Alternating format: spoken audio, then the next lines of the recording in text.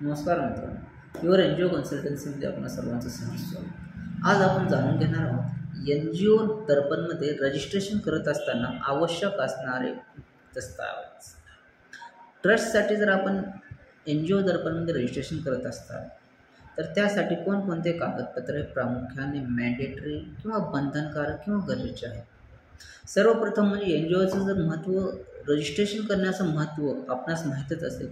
जर सरकारी योजनांचा निधींचा ते मिळवण्यासाठी त्यासाठी एन जी ओ दर्पणमध्ये रजिस्ट्रेशन असणे अत्यंत आवश्यक आहे. तरच आपणास ते फायदे किंवा सरकारी निधी प्राप्त करता येऊ शकतो त्या संबंधित ट्रस्टला. तर सर्वप्रथम त्या ट्रस्टला एन जी ओ दर्पणमध्ये रजिस्ट्रेशन करण्यासाठी फर्स्ट डॉक्युमेंट आहे ते आहे ट्रस्टचं डेट. सेकंड नंबर आहे संबंधित ट्रस्टचं पॅन कार्ड.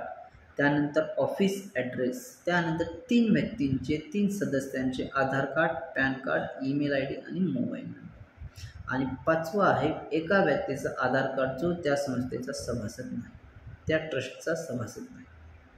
अशा परिस्थितीमध्ये सर्व कागदपत्र एकत्र आल्यानंतर आवश्यक जी काही वेबसाईट आहे त्या ठिकाणाहून आपण एन जी ओ दर्पणमध्ये रजिस्ट्रेशन करू शकता.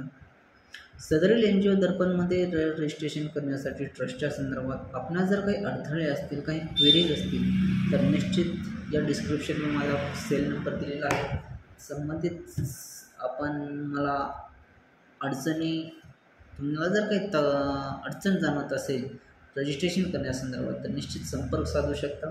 आपल्या सर्व प्रश्नांची निराकरण निश्चित करण्यात येईल.